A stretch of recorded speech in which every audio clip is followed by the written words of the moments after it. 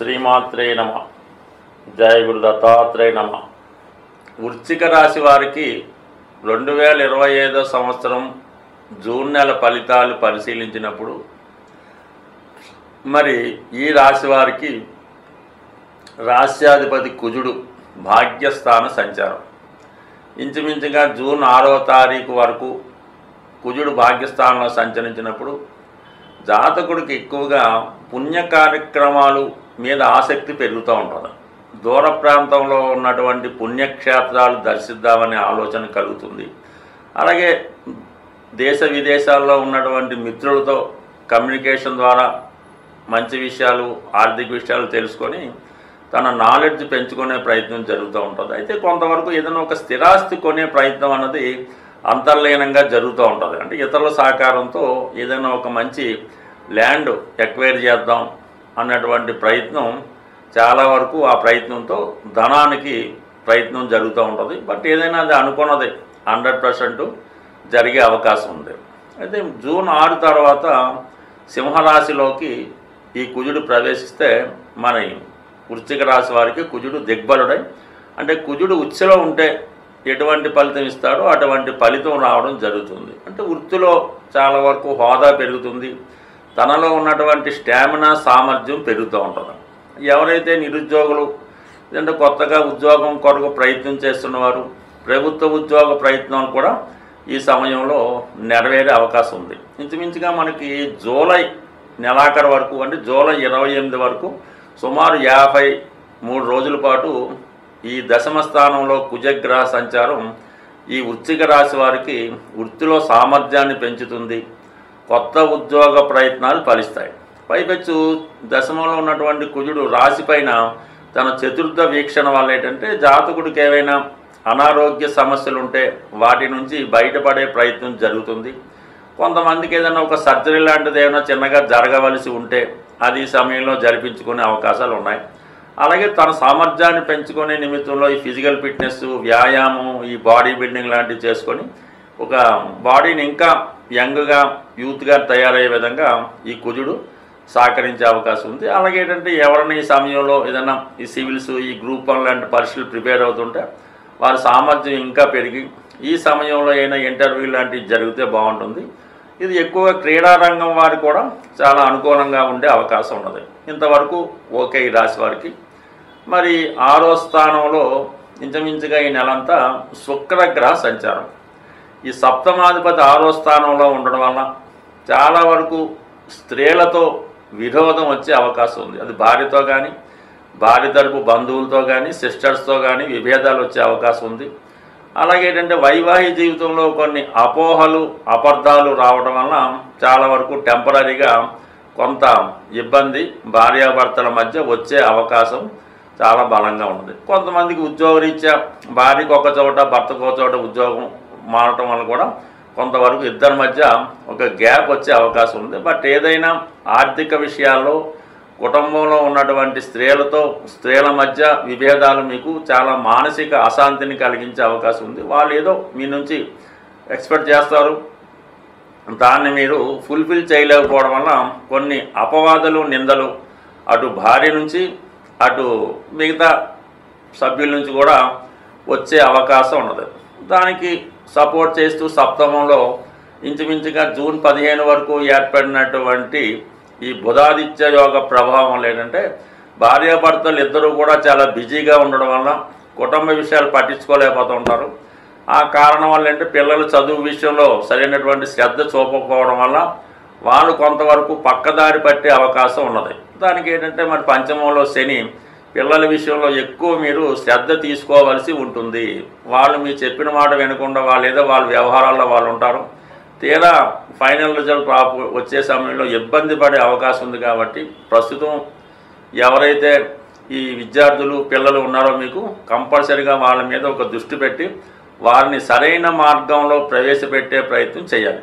అలాగే వ్యక్తిగతంగా మీరు విద్యార్థులై ఉన్నా కూడా మీ యొక్క యాటిట్యూడ్ని క్రమశిక్షణగా చేసుకోవాల్సి ఉంటుంది. ఎందుకంటే చతుర్థంలో ఉన్నటువంటి రాహువు మీకు విద్యాభంగాన్ని కలిగించే అవకాశం ఉన్నది. ఇప్పుడు ఈ సమయంలో ఎలా ఉంటుందంటే మీరు విద్యార్థులై ఉంటే అది కనీసం 25-26 సంవత్సరాలు వాళ్ళకి బీటెక్ చదివినా కూడా మీ పేరెంట్స్ మీ మీద ఎక్కువ ఆశ పెట్టుకుంటారు. మా పిల్లవాడు బ్రహ్మాండంగా మంచి మార్కులతో పాస్ అవుతాడు, మంచి ర్యాంక్ వస్తుంది, మంచి ఉద్యోగం వస్తుంది, మేము స్థిరపడిపోతామని వాళ్ళు అనుకుంటూ ఉంటారు. కానీ మీ యొక్క యాటిట్యూడ్ వేరే విధంగా ఉన్నది. అందువల్ల ఏంటంటే పేరెంట్స్ ఆశించిన ఫలితాలు మీకు రాకపోవచ్చు. అందువల్ల ఏంటంటే ఎవరైతే పెద్దవాళ్ళు మీ యొక్క సంతానం వృశ్చిక రాశి లేదా వృశ్చిక లగ్నంలో ఉంటే వారి యొక్క విద్య మీద కంపల్సరిగా మీరు దృష్టి పెట్టవలసిందే. ఎందుకంటే 18 నెలల పాటు 4వ స్థానంలో ఉన్నటువంటి రాహు ముఖ్యంగా ఎవరైతే ఇంటర్మీడియట్ ఈ బీటెక్ స్థాయిలో ఉన్న పిల్లల మీద వారు చెప్పిన ప్రతిదీ నిజం అనుకోకుండా కొద్దిగా దగ్గరుండి పర్యవేక్షణ చేసుకుంటే తప్ప మీ యొక్క చేయి దాటిపోయే అవకాశం ఉంది. కాబట్టి ఈ విషయంలో దృష్టి పెట్టడం మంచిది. బట్ ఏదైనా ఈ వృశ్చిక రాశి వారికి చాలా వరకు గ్రహాలు అంత అనుకూలంగా ఉండడం లేదు. కేవలం కుజుడు ఒక్కడే ఎంతో కొంత మీకు ఉపయోగపడే స్థానాల్లో ఉండడం వల్ల కంపల్సరీగా ఈ నెలంతా మీరు కుజగ్రహ అనుగ్రహం కోసం అటు హనుమాన్ ఆలయ దర్శనం కానీ తగు విధమైనటువంటి పరిహారాలు చేసుకుంటే మీ యొక్క బెస్ట్ ఫలితాలు ఇంకా వచ్చే అవకాశాలు ఉన్నాయి. అలాగే అష్టమ స్థానంలో ఉన్నటువంటి గురువు మీకు సమయానికి ఆర్థిక పరంగా సహకరించినప్పుడు కూడా ధనానికి చాలా ఇబ్బంది పడవలసి ఉంటుంది. ముఖ్యంగా ఈ నెలలో మనకి గురుమౌఢ్యం అన్నది ఏర్పడడం జరిగింది.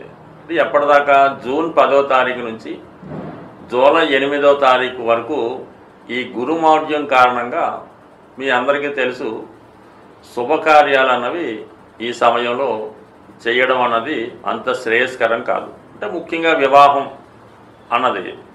అయితే ఆర్థిక పరమైనటువంటి విషయాల్లో మీరు ఏదైనా కొత్తగా వ్యాపారం ప్రారంభించాలన్నా ఏదైనా గృహప్రవేశం చేయాలన్నా కూడా ఈ సమయంలో అది ఖచ్చితంగా వాయిదా వేసుకోవాల్సిందే. అయితే ధనకారకుడు గురువు ధనకారకుడు, సంతానకారకుడు, విజ్ఞానకారకుడు, అంటే ధన లాభాధిపతికి కూడా ఈ గురువే కారణం అవుతూ ఉంటాడు. అందువలన ఏ రాశికి సంబంధం లేకుండా సహజంగా గురువు ధనకారకుడు అవడం వల్ల ఆర్థిక పరమైనటువంటి ఇబ్బందులు ప్రతి ఒక్కరికి కూడా మనీ టైట్ ఏర్పడుతూ ఉంటుంది. ఏ పని చెయ్యాలన్నా దానికి తగ్గ మనీ యొక్క లోపం కనబడుతూ ఉంటుంది. పిల్లలు స్కూల్లో జాయిన్ చేయాలన్నా, ఒక శుభకార్యం చేయాలన్నా, ఒక వాహనం చేయాలన్నా, ఏదన్నా సరే మనీ లోటు అన్నది మీకు ఈ నెల రోజులు అంటే జూన్ 10 నుంచి ఒక నెల రోజుల పాటు ఉండే అవకాశం ఉంది. అయితే దీనికి పరిహారం అన్నది కూడా కంపల్సరిగా మనకి చెప్పడం జరిగింది. అదేంటంటే గురుగ్రహ అనుగ్రహం సంపాదించాలి. అంటే అందరికీ గురువు ఎలాగున్నా మన గ్రహాల రూపేణ దక్షిణామూర్తి. ఈ దక్షిణామూర్తి ఫోటో మీ ఇంట్లో ఉంటే ఉంటుంది, లేదంటే శివుడి కన్నా పర్వాలేదు. ఈ శనగలతో తయారు చేయనటువంటి మాల ఈ దక్షిణామూర్తికి వేయడం వల్ల, మెళ్ళ వేయడం వల్ల అటు విద్యార్థులకి చదువు వస్తుంది, వ్యాపారం బాగా సాగుతుంది, మనీ రొటేషన్ పెరుగుతుంది. దీనికన్నా ఇంచుమించుగా ఆ నెలలో వచ్చే 4 గురువారాలు కూడా మీ యొక్క చేత్తో ఓ పిడికెడు శనగలు తీసుకోవడం, అలాగే 3 పిడికెడు శనగలు ఏదైనా ఒక పాత్రలో వేసి నానబెట్టాలి. కానీ మీ కుటుంబంలో 4 ఉంటే 4 ఆ విధంగా చేయడం వల్ల ఫలితం ఇంకా బాగా వస్తుంది. లేదంటే మీరు యజమాని అయితే ఈ 3 పిడికెలు చక్కగా నానబెట్టి గురువారం రోజు దాన్ని తాలింపెట్టి ఏదైనా దేవాలయంలో ప్రసాదంగా పెట్టి అది భక్తులకు పంచిపెట్టడం వల్ల మీకు ఈ ఆర్థిక సమస్యలు తొలగే అవకాశం ఉంది. అలాగే ఇంకా సులువైన రెమెడీ, ఇప్పుడు చెప్పిన రెమెడీ కన్నా 10 రెట్లు ఫలితం ఇచ్చే రెమెడీ ఏంటంటే బుధవారం కానీ గురువారం కానీ, అంటే ఎక్కువ మనకి గురువు సంబంధించి కాబట్టి గురువారమే చేయవలసి ఉంటుంది. ఒక 3 సంఖ్య వచ్చే విధంగా 3 సోల్లో, 3 సేర్లో, 3 పావు కేజీలో, 3 కేజీలో మంచి అటుకులు తీసుకోవాలి. అలాగే దానితో 3వ వంతు బెల్లాన్ని కలపడం, కొద్దిగా శనగపప్పు అంటే పుట్నాల పప్పు అంటారు, శనగపప్పు అంటారు, గుల్లపప్పు అంటారు, దాన్ని కూడా ఒక పావు కేజీ కలిపి ఇవన్నీ కూడా ఒక ప్రసాదంగా తయారు చేసి, అంటే దసరాకి పప్పు బెల్లాలు పంచినట్టు తయారు చేసి దాన్ని విఘ్నేశ్వరుడు యొక్క ఆలయంలో, వినాయకుడు యొక్క ఆలయంలో గురువారం రోజు భక్తులకి పంచిపెట్టడం వల్ల ఇమీడియట్గా మీకు ఎంత గొప్ప ఆర్థిక సమస్య ఉన్నా అది 100% తొలగిపోతుంది. ఈ రెమెడీ కొన్ని లక్షల మంది ఆచరించారు. ఎప్పటికీ కూడా ఈ రెమెడీ చేసి చూడండి. ఈ గురుమౌఢ్యంలో మీకు చాలా వరకు కుటుంబంలో సుఖశాంతులు, అలాగే ఆర్థిక పరంగా చాలా అనుకూలంగా ఉండే అవకాశం ఉంది. ఇంకా వెరీ సింపుల్. ఇంకా ఫైనల్ రెమెడీ ఏంటంటే, శుక్రవారం రోజు సాయంకాలం చాలా సంధ్యా సమయంలో మరి ఆంజనేయ స్వామి టెంపుల్లో 6 ఎరుపు రంగు గులాబీ పువ్వులు, అలాగే ఒక 6 సంఖ్య బూందీ లడ్డు స్వామివారికి సమర్పించడం వల్ల మీ ఆర్థిక సమస్యలు పరిష్కారం అవుతాయి. ఇవన్నీ చేయని వారు ప్రతి గురువారం సాయిబాబా ఆలయాన్ని దర్శించడం, లేదంటే ఏదైనా గోశాల దర్శించి ఆ గోవికి సేవ చేయడం వల్ల కూడా మీకు కంపల్సరీగా గురుగ్రహ అనుగ్రహం సంపూర్ణంగా లభించి ఈ మౌఢ్యంలో ఏర్పడినటువంటి ఆర్థిక సమస్యల నుంచి బయటపడే అవకాశం ఉంటుంది. స్వస్తి.